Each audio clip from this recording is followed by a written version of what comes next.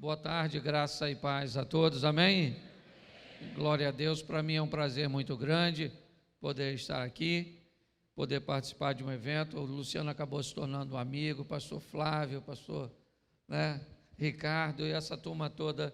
Eu fico muito feliz, porque se você der uma observada, a maneira com que Deus acabou me conduzindo ao reconhecimento do ministério foi uma maneira trazendo uma visão bem-humorada e muito fora da configuração espiritual pré-estabelecida. E todas as vezes que nós não cumprimos uma configuração pré-estabelecida, nós enfrentamos grandes opositores e uma carga de crítica muito intensa, até com que as pessoas consigam observar que há um chamado, há uma maneira e uma convocação para que seja feita daquela forma, ok? A primeira coisa que eu quero começar falando com vocês é que Deus não muda princípios, mas Deus muda configurações. E todas as vezes que as configurações mudam, as pessoas vão ter dificuldade de lidar com elas. Samuel, um homem íntimo de Deus, recebe uma instrução nas montanhas de Ramá para ir a Belém, à casa de Jessé, ungir o novo rei. Na configuração da mente de Samuel, este rei tem que ser o filho mais velho, porque esta era a configuração padrão. Quando ele chega na casa de Jessé, Jessé traz primeiro para conversar com o profeta e sacerdote seu filho mais velho, porque a mente de Jessé estava presa à configuração.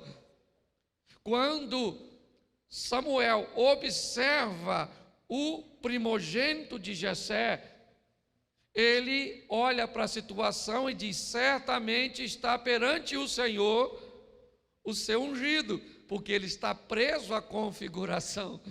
Quando de repente Deus diz a Samuel: não atentes para a sua aparência, nem para a altura da sua estatura, porque eu o tenho rejeitado. Aí puxaram o tapete do Samuel. Samuel agora disse: se não é o primogênito, eu já não sei mais nada, porque a configuração foi quebrado. Ele fica perdido. Então vai passando os meninos, até que não tem mais menino. Ele pergunta: acabaram-se os mancebos? E aí Jessé diz: e ainda tem o meu mais novo que está trabalhando.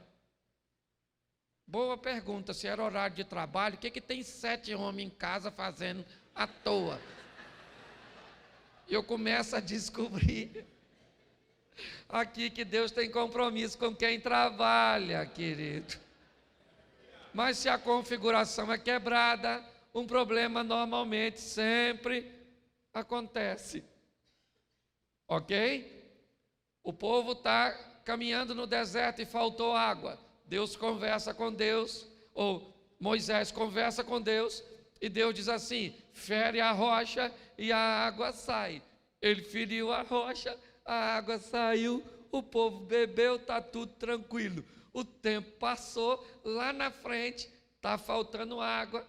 Moisés vai conversar com Deus. Deus falou: fala com a rocha. Moisés falou: peraí,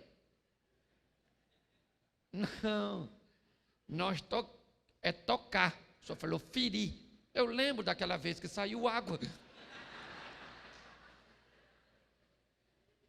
Basta acontecer uma vez, a gente já acha que é a configuração modelo. É ou não é? E aí, mas ele estava nervoso, por isso que feriu. Querido, Deus mandou ele falar. Se ele estava nervoso, gritasse, xingasse a rocha, mas pelo menos obedecesse. Sua rocha, filha da mãe! Vai sair água agora, que eu já estou...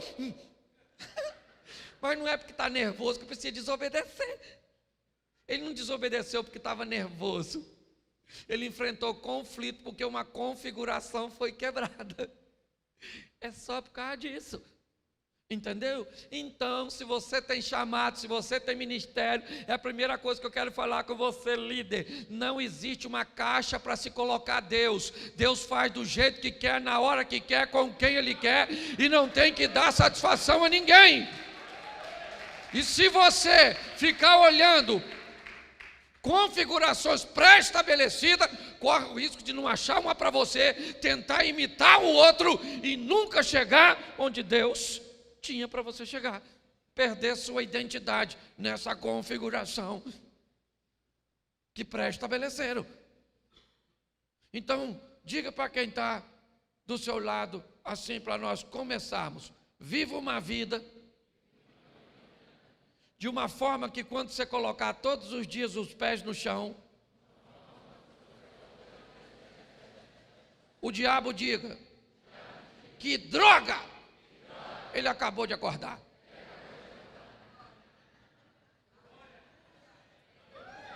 Se você conseguir viver uma vida que quando você acordar, o diabo diz: ah, vem essa peste me perturbar a vida.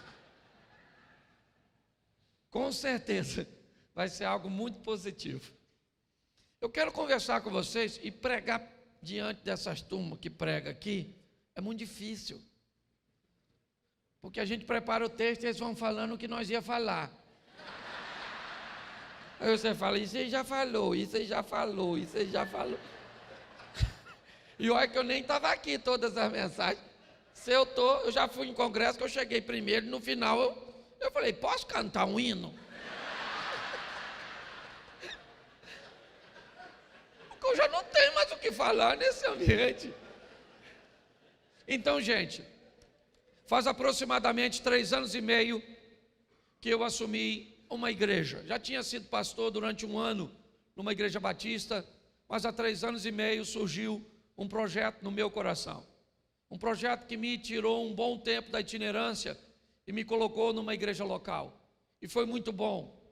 Primeiro porque eu descobri quanto custava uma oferta para um itinerante, mas também aprendi quanto custa uma oferta para um pastor e para uma igreja. Aprendi que o itinerante, ele prega, vira as costas e vai embora.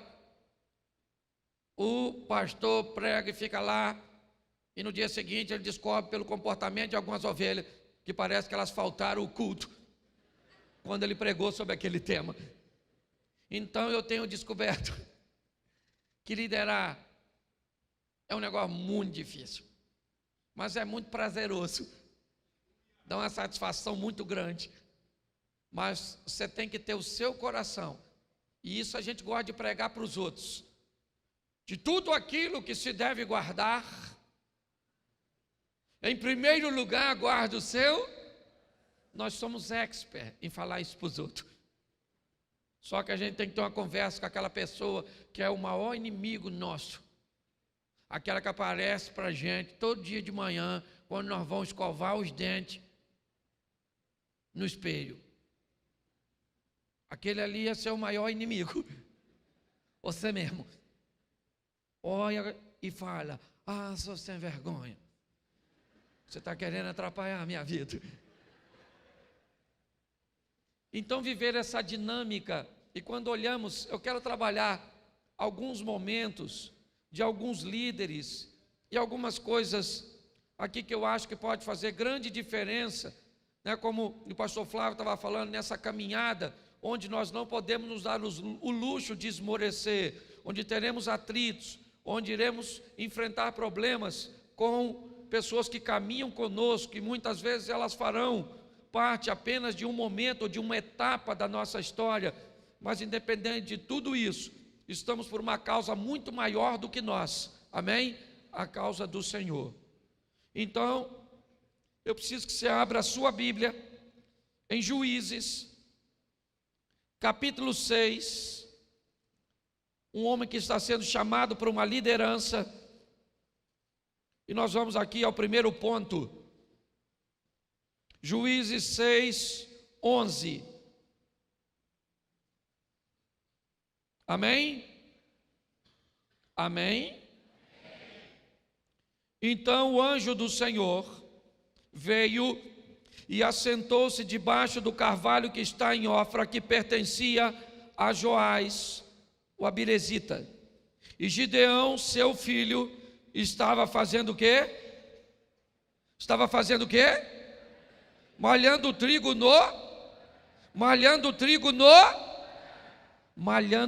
onde? Olhe para mim aqui. Um primeiro ponto que eu quero começar a conversar com vocês. Havia um problema sério, pois os midianitas faziam investidas, incursões, invadia o território do povo de Deus e saqueava tudo. E num desses momentos, um homem chamado Gideão está malhando o trigo no lagar. Trigo se malhava numa eira, ok? Um espaço aberto, amplo. Lagar era um local para beneficiamento de uvas. Às vezes fica até, se você conhece um pouco, eu sou um pouquinho mais da roça, mas se você conhece um pouco como se ia criar uma adaptação para se malhar o trigo, algo que se espalhava num espaço grande, se passava algo por cima, ok? Para que ele fosse ali se desgarrando, depois ajuntava e removia a palha.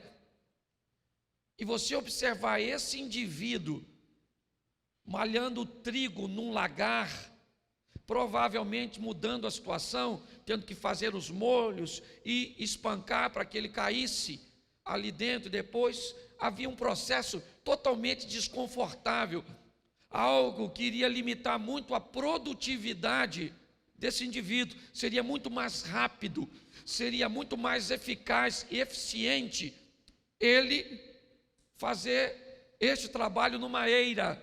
Porém, ele tem um problema, ele tem inimigos, certo?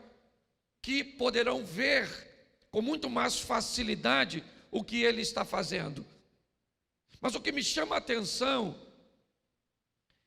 é que o que Gideão precisava para malhar o trigo era uma eira. E ele não tem uma eira para malhar o trigo por alguns problemas. O que ele tem é um lagar, que não é para trabalhar o trigo, é para trabalhar a uva. Bom, eu vou aprender uma grande lição com esse indivíduo. Para malhar o trigo, ele precisava de quê? Me ajude aí. De uma? Ele tem uma eira. O que ele tem é um? O ideal para ele seria o quê? Mas a realidade dele diz que ele tem um quê? Se você deseja ser um grande líder, vai ter que aprender que nem sempre terá o ideal em suas mãos, e sim uma realidade para ser administrada. Muitas vezes você vai olhar para a gente que tem um lagar e está produzindo, e está explodindo, e está fazendo, e o que você tem é uma eira. Ele tem uma eira, o que você tem é um lagar. O lagar é pequeno, é apertado, é desconfortável, é meio confuso, tem que haver uma adaptação, mas é o que eu tenho. Eu posso dizer, já que eu não tenho uma eira, também não vou fazer nada. Porque tem gente que acha que o ideal sempre vem. Não, querido, você tem que aprender a trabalhar a sua realidade para alcançar seu ideal. Nem sempre as pessoas se frustram, seu coração fica, por quê? Porque ela tem o hábito de ficar olhando a realidade dos outros. A dos outros é dele, meu filho. A sua realidade é dura, ela é feia, ela é esquisita, mas ela é sua. Quantas vezes eu tinha um Corsa que se apaixonou por reboque, um carrinho, um Corsinha. Ele não podia ver um reboque e ele parava. Uma vez ele parou em São José dos Campos, eu mandei rebocar para Taubaté, que eu tinha um amigo. Parou na porta, desceu, liberei o reboque, o mecânico veio. Pastor, eu falei, esse carro parou. Ele falou, o que é? Eu falei, eu não sei. Ele enfiou a chave, o bicho não pegou. Ele falou, o que ele tem? Eu falei, vontade de andar de reboque, só pode ser. Porque ele não estava pegando, andou de reboque. E muitas vezes eu ia em eventos onde os caras iam com carrões. E eu parava meu carro longe. Era a minha realidade, mas eu não queria que ninguém visse.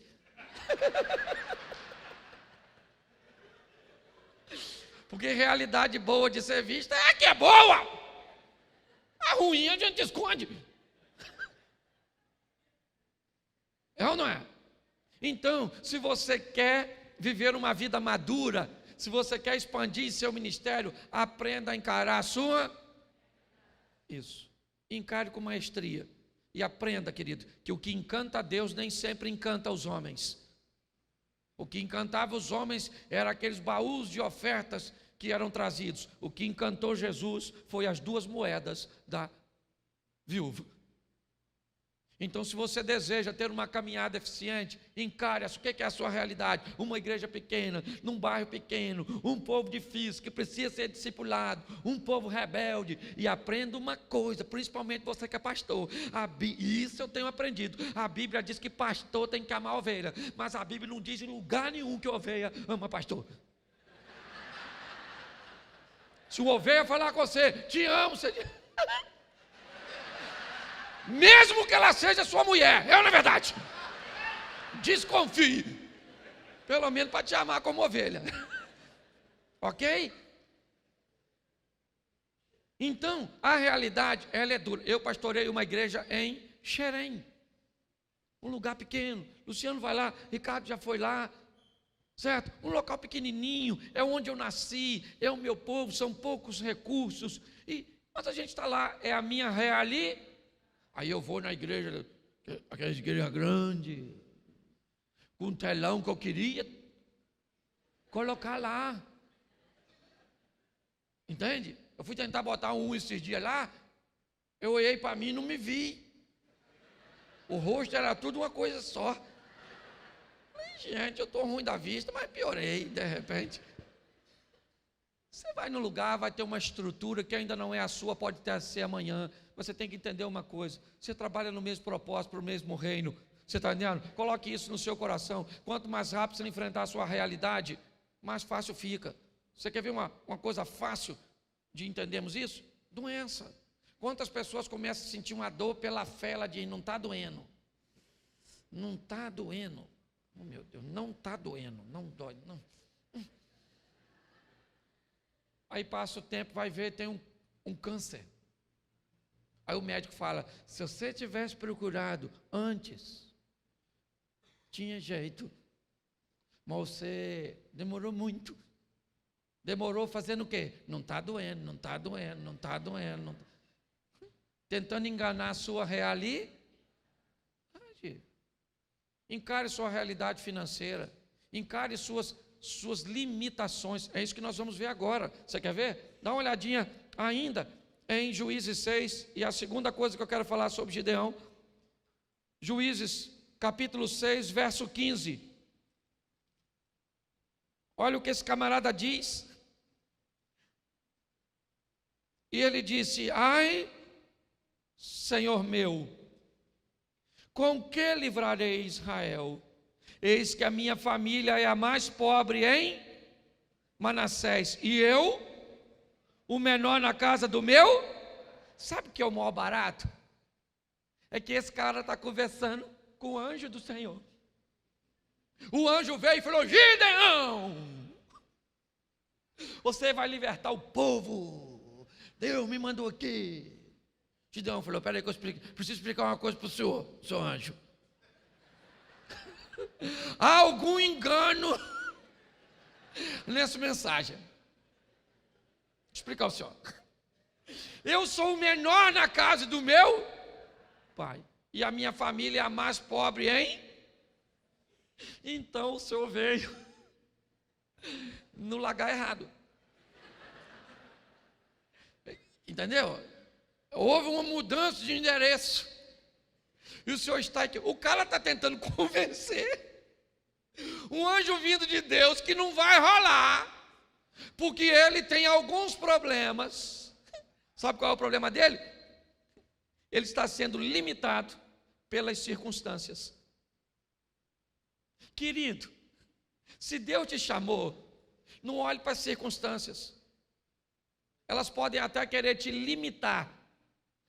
Porém, você vai ter que aprender. Você gosta de escrever? Escreva aí. Vença as limitações impostas pelas circunstâncias. O que ele está dizendo? Minha família é a mais pobre em Manassés e eu sou o menor na casa do meu. Não tem condições que eu seja quem o Senhor está dizendo que eu vou ser. Não tem condições que eu faça o que o Senhor está dizendo que eu vou fazer, porque as circunstâncias dizem o contrário. Se nós não vencermos as limitações, vamos ter problema. Só que sabe qual é o problema? É que as limitações costumam ser resolvidas por pessoas. Quando eu sou fraco em alguma área, e Deus tem uma obra para fazer comigo naquela área, e eu sou fraco, mas eu sou o líder, o que Deus faz? Pega alguém que é bom naquilo que eu sou fraco em fazer, e traz para perto de mim. Qual é o grande problema? É que como aquela pessoa se destaca mais numa área que eu sou fraco, louvor, ensino, ação social, uma série de coisas, ou ministração de palavra, eu costumo observar e olhar para essas pessoas que Deus está trazendo para resolver minhas deficiências e achar que essas pessoas me são ameaçadoras. E eu começo a perseguir e tentar derrubar quem Deus colocou do meu lado para me ajudar. Ou seja, eu começo a criar um sistema, certo? Destrutivo, autodestrutivo dentro do meu próprio ministério. Você tem que ser maduro e entender, há limitações impostas pelas circunstâncias. E fique de olho, porque Deus vai mandar pessoas para suprir as nossas deficiências, porque a obra dele precisa andar. Um grande problema hoje, já em menor intensidade, mas enfrentado por grandes líderes, foram em não saber lidar com pessoas que se destacariam no seu ministério de uma forma muito mais intensa do que ele mesmo. Esses dias, nesses 3 anos e pouco, eu tenho recebido algumas lições. Veio um pastor para o meu ministério e eu coloquei ele, eu sou itinerante ainda, então eu não tenho tempo de visitar. O que eu fiz? Botei esse camarada para fazer as visitas. Acabava o culto, às vezes, eu ia cumprimentar algumas pessoas, ele do meu lado, as pessoas vinham e me diziam, e aí pastor, tudo certinho? Graça e paz. Eu, graça e paz. Ia para ele e dizia, pastorzão, está tudo certo amanhã, né? O café é lá em casa.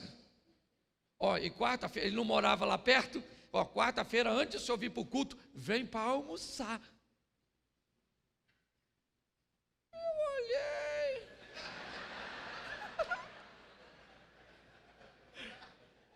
Eu falei, o cara só falou, pastor. E o pastor aqui sou eu.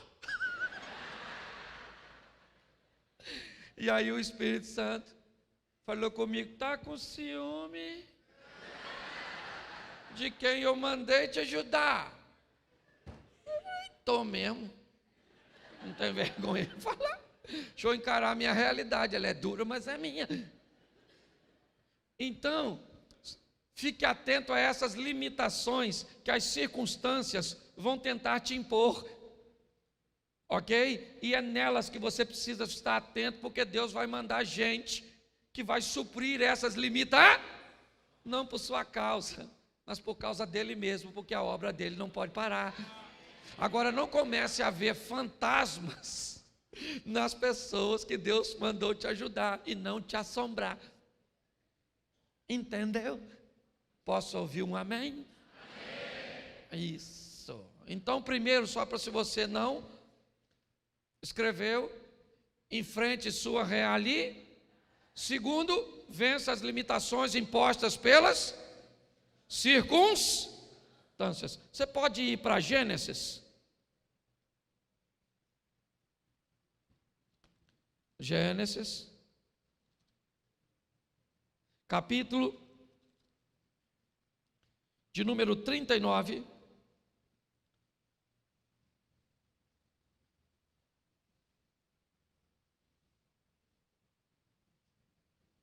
Versículo 7. Amém? E aconteceu depois dessas coisas que a mulher do seu pôs os olhos em e disse o quê? Deita-te comigo. Presta atenção aqui.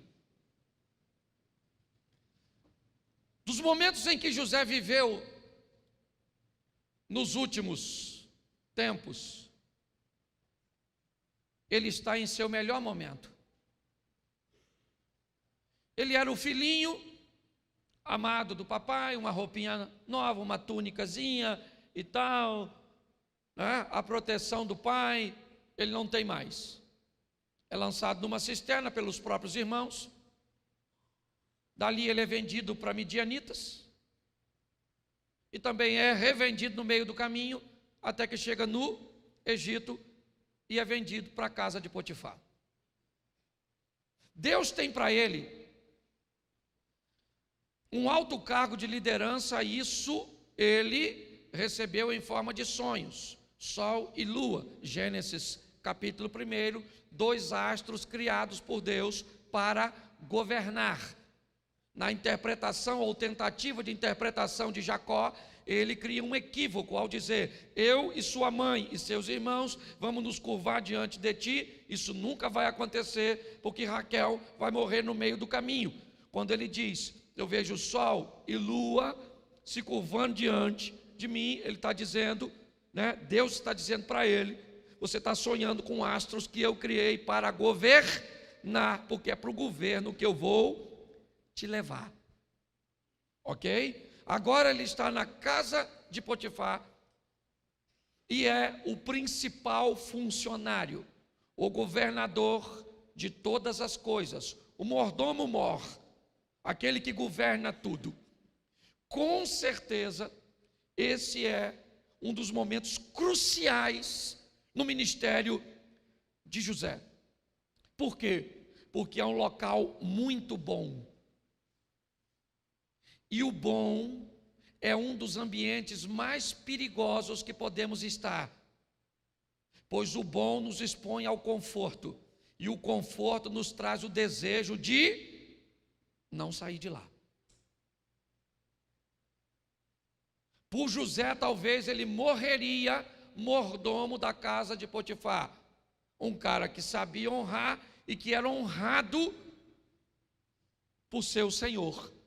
Porém, aquele não era o local, e ele não sairia dali, até porque era um escravo. Precisa acontecer alguma coisa. Então a mulher do Potifar entra em cena para tirar José de um local que ele não gostaria de estar, ou que ele não gostaria de sair. Perdão. Se você é um líder, se você anda com Deus, precisa estar atento aos momentos bons, confortáveis, que expõem você ao desejo de não ir mais longe, que busca reter você. Eu gosto muito da frase dita para Eliseu a Elias: eu quero uma porção dobrada. Me parece que na leitura de Eliseu ao seu líder, ele olhou para Elias e disse: esse camarada poderia ter feito muito mais coisas do que fez. Seu potencial poderia o ter levado muito mais longe. Nós vamos falar dele aqui um pouquinho à frente. Mas Eliseu olhou e disse: eu quero ir além. Cuidado com o bom, cuidado com o confortável. Ele impede você de viver o sensacional, ele impede você de viver o sobrenatural. Quando o bom chegar, fique incomodado. Pastor, o senhor está querendo dizer que eu devo ser um eterno insaciável no que diz respeito à graça e à manifestação do Espírito na sua vida? O seja. Ok? Muitos, eu não vou falar disso aqui hoje, mas muitos casamentos enfrentam crises em momentos bons. Estava bom e veio uma crise. Por quê? A crise quer acabar com o casamento? Não, ela quer levar o casamento para outro estágio, porque aquele bom está na hora de ser sensacional. O problema é a maneira que as pessoas enxergam. José não queria sair da casa de Potifar, é lógico que ele não quer. Então Deus diz: eu vou te tirar daí, até porque a casa de Potifar representa o estágio do primeiro momento do governo de José. Ele vai para a casa de Potifar para aprender a administrar recursos, ok? Que na casa de Potifar são abundantes. Acabou aquele período, a mulher entra em cena e leva José para a prisão.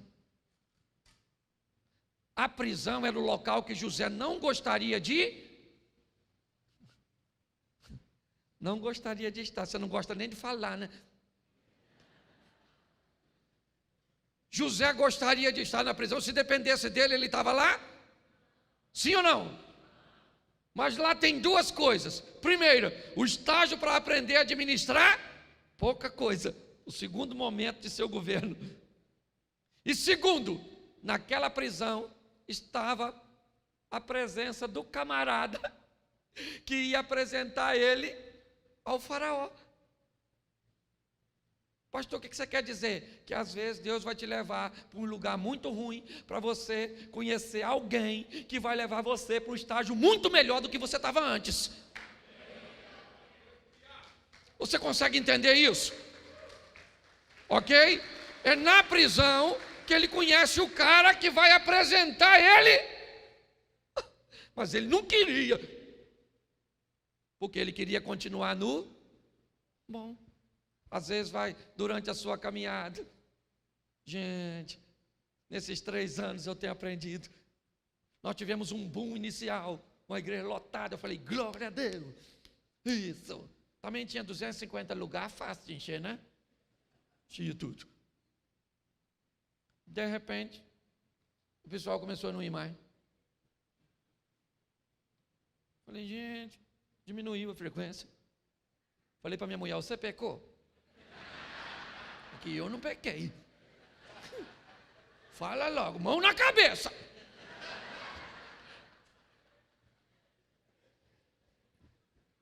E olha que diminuiu o número de pessoas e aumentou o número de carro. Eu comecei a ter um grupo menor, mas que vinha de 10, 15 quilômetros, lá depois do pedágio, Luciano, ali. E aí os vizinhos começaram a reclamar. Arando na minha porta, aquela coisa toda. E vinha, vou dar tiro nos pneus. Rio de Janeiro, tem bairro lá que os passarinhos pararam de voar. Eles estão cortando caminho agora, assim. Parece migração, assim, ó. É rocinha, ali não passa não, na verdade. Complexo do Alemão. Os vizinhos começaram a reclamar. Eu falei, quer saber de uma coisa? Está na hora da gente sair daqui. Me aparece um local para mais ou menos 700 pessoas sentadas. Estava para pagar o aluguel. Falei, vamos para lá. O de 250 tinha enchido e esvaziado. Vai eu arrumar um lugar de 700, porque tinha facilidade de botar carro. Moral da história, se passou 1 ano. No local de 700 pessoas, no domingo, eu estou fazendo 2 cultos. Ele sabe, conhece lá. Você está entendendo? Olha só, o que aconteceu? Se depender de mim, eu estava lá no dia 250 ainda. Quietinho. Mas aí o pessoal saiu, eu fiquei desconfortável, o pessoal começou a me perseguir, por causa dos carros parando na frente dos outros. Aí eu alugo outro troço, e aí eu descobri que aquela dificuldade foi apenas para me levar para outro nível da minha vida, do meu ministério. Você está entendendo? José não gostaria de estar na prisão, mas lá na prisão ele conheceu o copeiro. E ele estava cansado, José, porque às vezes nós estamos, né? Muito cansado. E ele estava tão cansado que ele falou com o copeiro na hora assim: fala lá para o faraó que eu não sou tarado, não. Eu agarrei com a maluca, não, rapaz. Era maneira, mas não agarrei, não. Não que eu não tinha vontade, mas que eu tinha princípio. Não agarrei aquela maluca, não. O que ele está fazendo? Ele está dizendo para o copeiro: cara, eu não estou afim de estar aqui. Estou cansado, sabe? Queria queimar essa etapa e sair logo daqui. O texto diz que o copeiro saiu em 3 dias e esqueceu. O miserável de copeiro, em 3 dias esqueceu um cara como José. Não é triste? 3 dias, esqueceu José. Por quê? Porque se ele lembra do José, você acha que o copeiro teria influência recomendando o José para tirá-lo dali? Mas se tivesse, José ia trabalhar onde? Na cozinha. Se você queimar etapa, você pode deixar de ir para o governo e ir para a cozinha.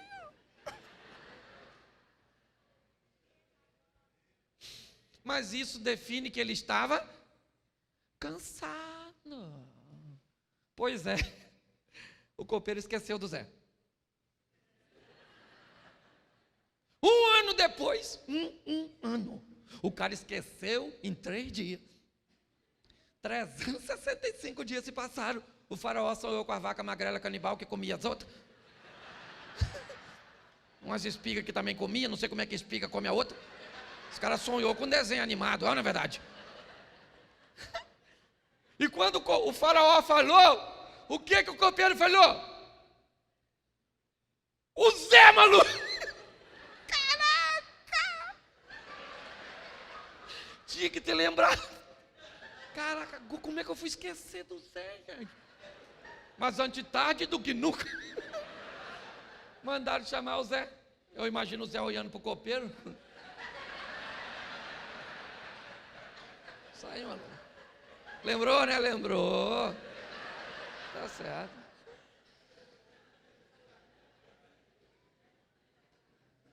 É ou não é? E agora,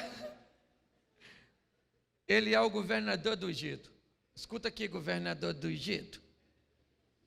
Quando Deus te der vitória, siga no caminho que Ele te deu e não volte lá atrás, para se vingar de ninguém.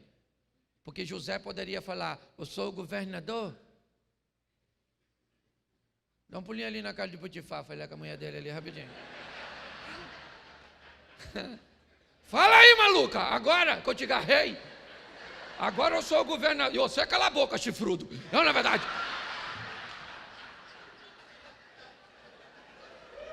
Diga para quem está do teu lado, quando Deus realizar o propósito, esqueça o processo e viva a sua vitória.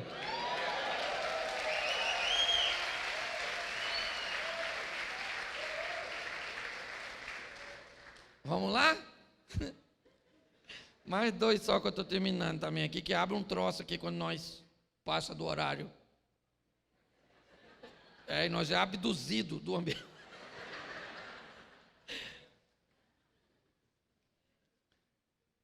1 Samuel 17. 1 Samuel, capítulo 17.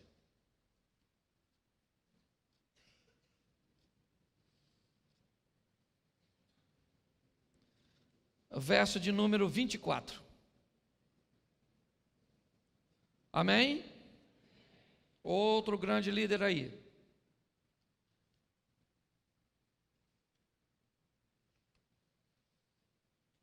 Porém, todos os homens vendo aquele, fugiam de diante dele e o temiam grandemente. E diziam os homens de Israel: viste aquele homem que subiu? Pois subiu para afrontar a...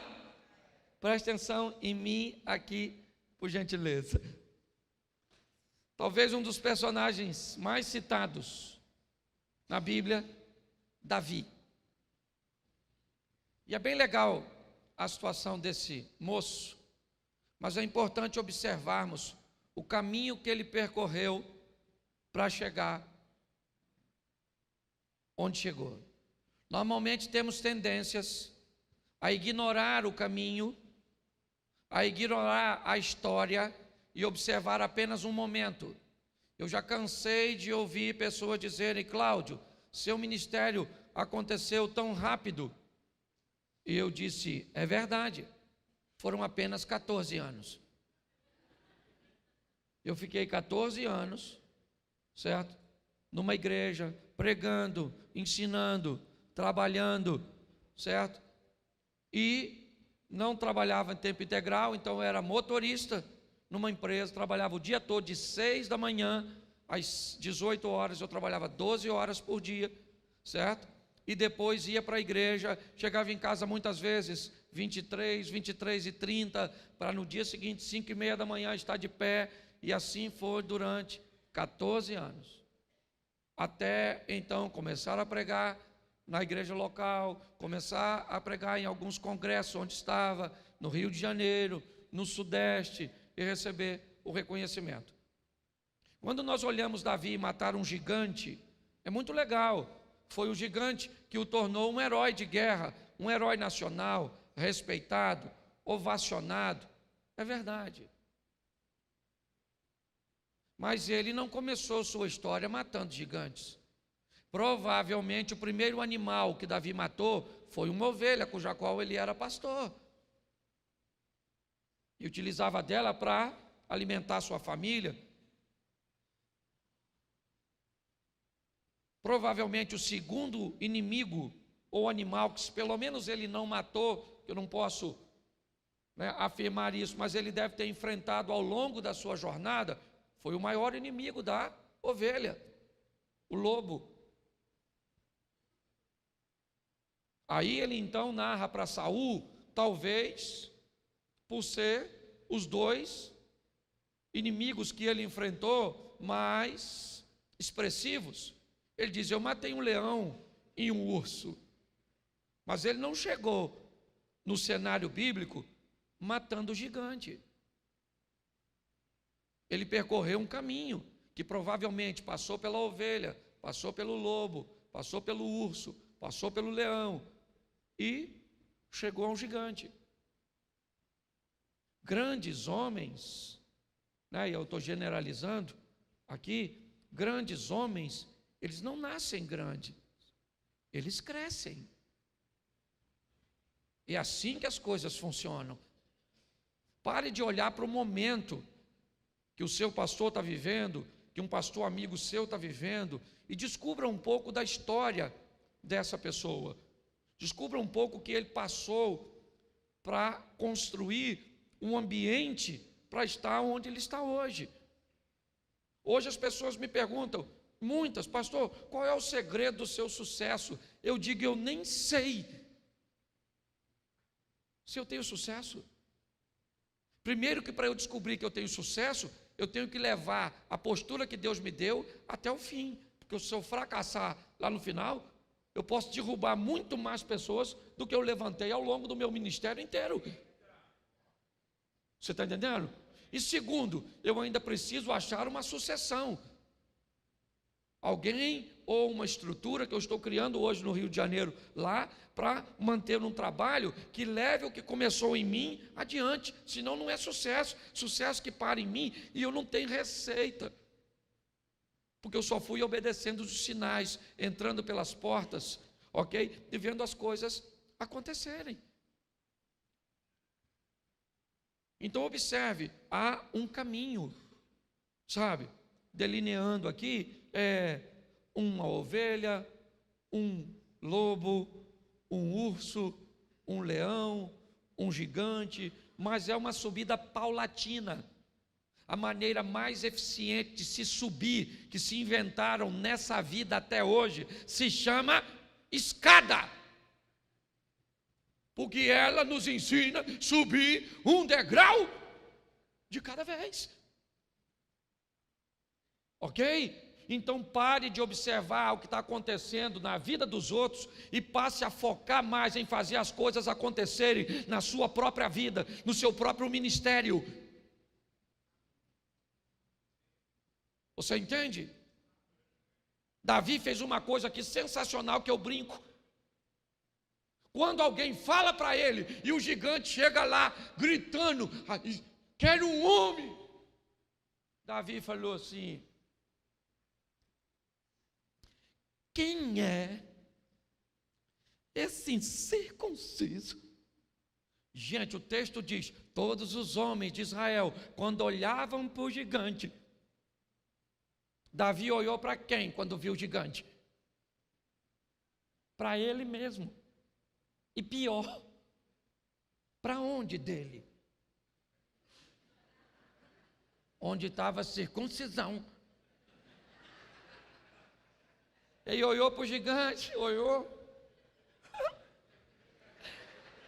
E falou: rapaz, esse cara é grande, mas eu tenho um negócio em mim aqui que diz que Deus é comigo, eu estou marcado, eu tenho uma aliança, e eu vou. Pare de ficar olhando, tá, nossa, o gigante. Gente, quando você ouvir a palavra gigante, já saiba que é grande. Não precisa nem olhar. Porém, há alguém maior conosco do que o que está com ele. Davi disse: você vem a mim com espada, escudo, lança e outras indumentárias mais. Eu vou contra você em nome do Senhor dos... E o burro do Golias, o jumento, ainda amaldiçoa Davi por todos os deuses dele. Quando ele amaldiçoou, Davi falou: se ferrou. Eu sou descendente de Abraão. E Deus falou: vou abençoar, que te abençoar, vou te amaldiçoar. E o mais engraçado é que Davi foi ungido para matar gigante, sim ou não? Para ser rei. Não foi para matar gigante. Nem sei se Deus queria que ele matasse. Eu imagino Deus falando com o anjo quando Davi falou: eu vou encarar, ou mato você, rapaz. Interessado no prêmio, que ele não ganhou. Ele não casou com a filha do rei, casou com a Mical, mas não era Mical, era Merabe, que Saul deu para outro. Ele teve que ir lá pegar os prepúcios do filisteu. E quando ele disse, olha só, quando Saul disse: fala com Davi que eu quero dar Mical, porque Mical gosta dele. Ele falou: eu não posso ser genro do rei, porque eu não tenho dinheiro para pagar dote, eu sou pobre. Pô, se ele não tinha casado, não ganhou a filha. Se ele não tinha dinheiro para pagar o dote da segunda, é porque não recebeu o prêmio. Ou seja, nem pagar os prêmios ele pagou, o Saul. Para pensar. É ou não é? Mas o camarada, sabe, ele me encanta, porque ele diz: eu vou matar esse gigante, avisa ele. Eu imagino Deus conversando, ele falou que vai encarar o gigante. Ia ser o rei ele. Foi que eu escolhi, que o Samuel ungiu. Mas Jessé tem mais 7. Ele não foi ungido para matar. Mas eu imagino, quando ele diz a frase assim: você vem a mim com espada, escudo, lança e outras indumentárias mais. eu vou contra você, em nome, pensa quando essa frase chegou lá, Deus falando, ele vai em nome de quem? Falou que vai no nome do Senhor. Deus deve ter falado, então o gigante se lascou, malucão, não é verdade? Porque se vai em meu nome, ele não vai perder batalha. Você consegue entender isso? Nós não trabalhamos por nós trabalhamos pelo Senhor dos Exércitos. É dele, por ele e para ele, amém?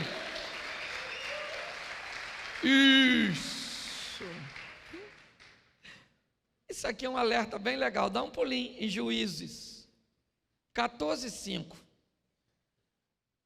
Amém?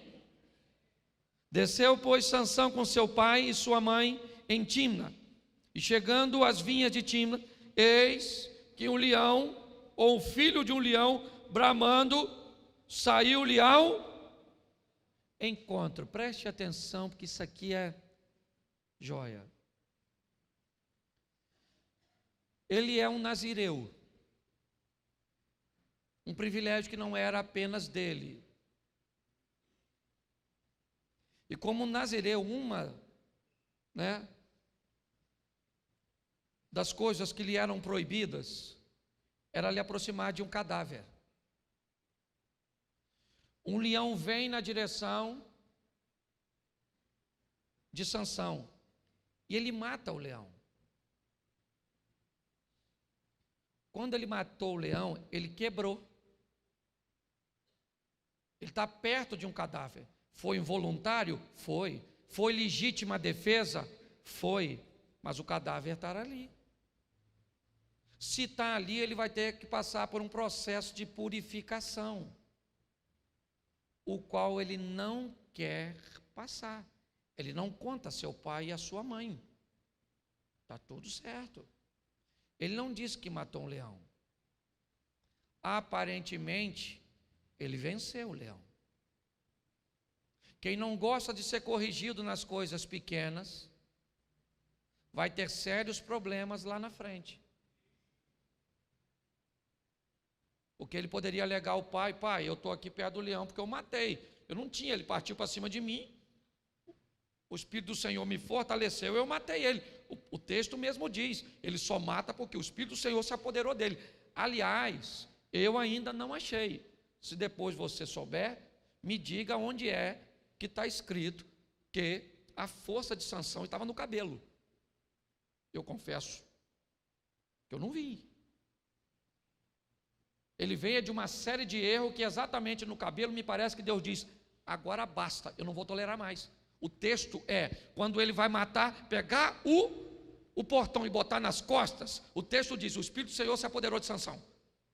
Quando ele vai matar o leão, o Espírito do Senhor se apoderou dele. Todas as vezes que ele vai fazer alguma coisa, o Espírito do Senhor se apoderou dele.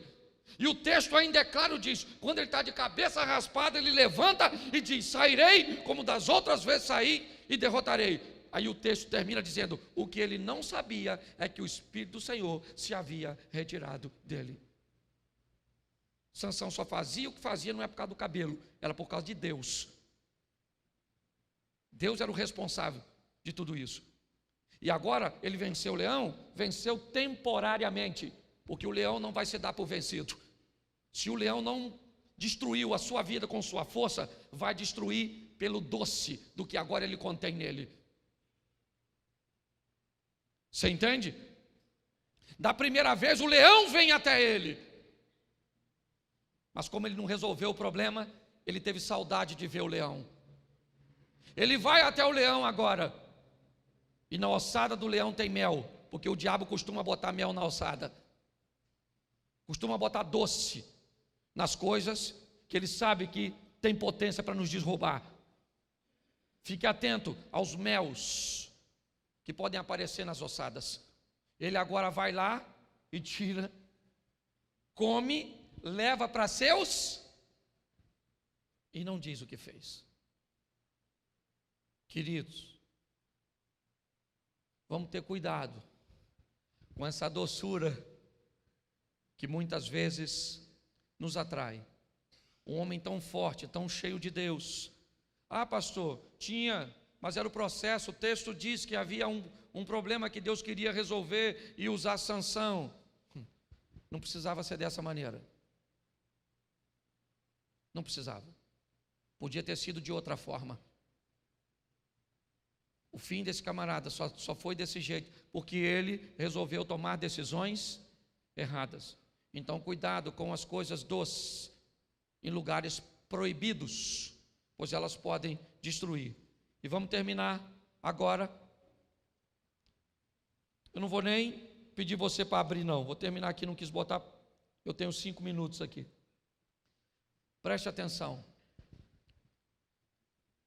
Esse grande homem, Elias, Acabe vem de uma gestão bem deteriorada, um casamento perturbado, e Deus vai até Elias, e poderia ir de uma maneira muito mais tranquila. Vai lá e diga a Acabe que eu estou mandando você dizer que enquanto eu não falar que não chove, não chove. Só que não é assim. Elias vai a Acabe e diz: conforme a minha palavra, assim diz o Senhor, conforme a minha palavra, não cai uma gota d'água nas terras que você administra.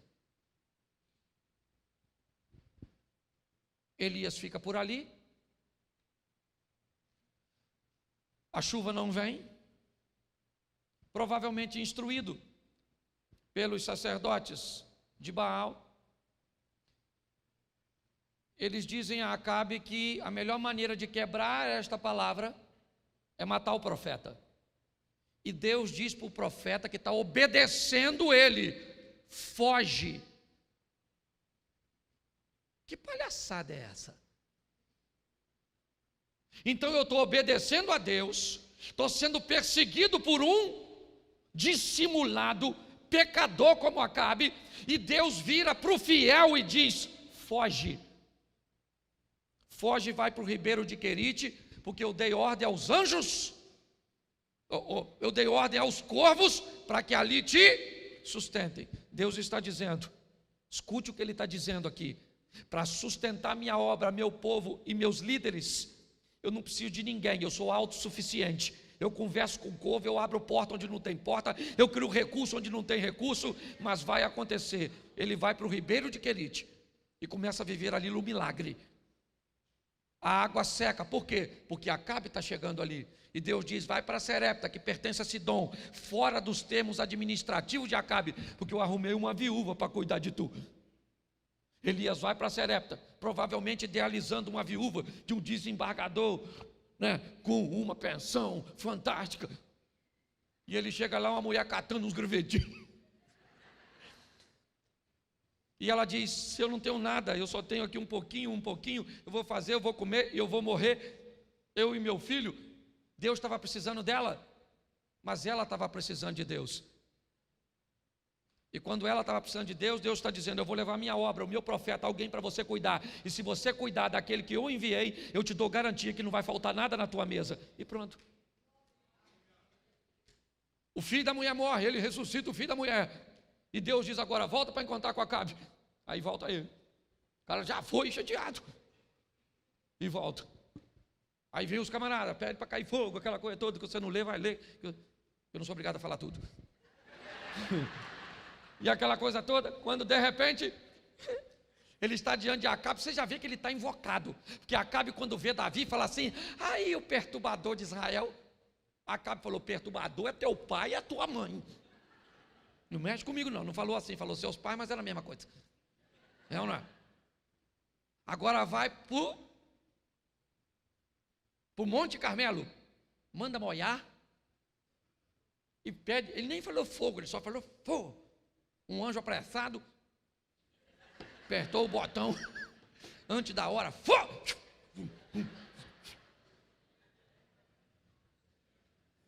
Acabe, pensa num cara, um Zé Ruela. Meu DVD, um homem banana, uma mulher abacaxi, é dele. Ele vai para casa e falou: Jezabel, o Elias matou os profetas tudinho. Jezabel falou: matou? Avisa ele que amanhã, essa hora, Ele está morto.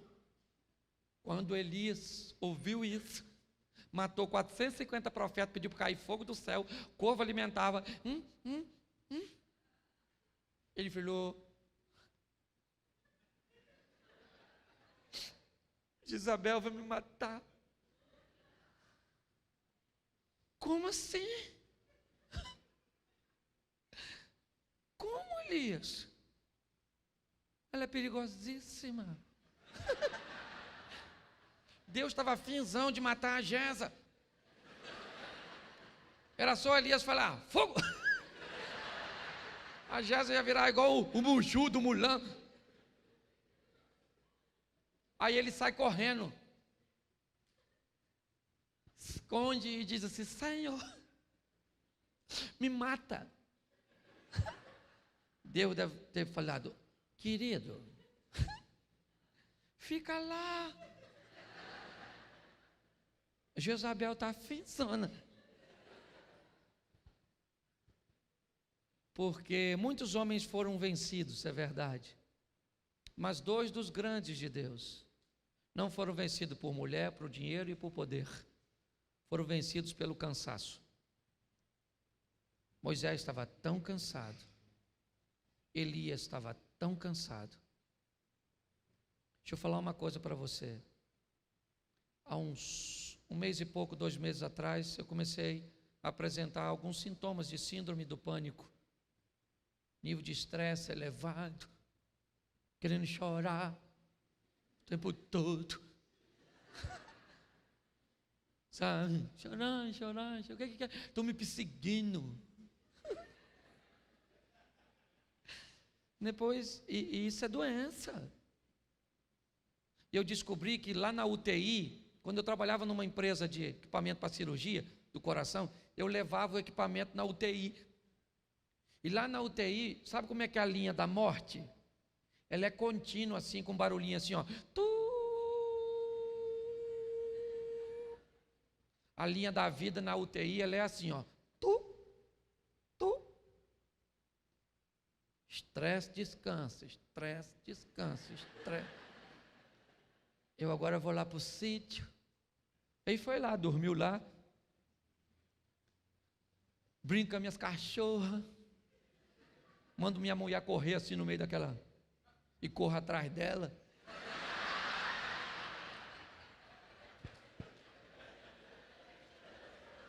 Eu parei de brincar porque ela corre mais que eu nunca pego.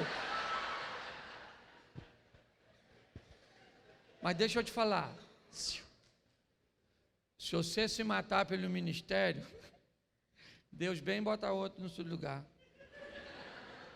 Elias falou: quero morrer. Deus falou: dá um pulinho lá e unge Eliseu, filho de Abel, o meu lar, no seu lugar, e canta para subir que eu já estou te recolhendo. Você pode ficar de pé? Repita comigo assim: ao que vencer.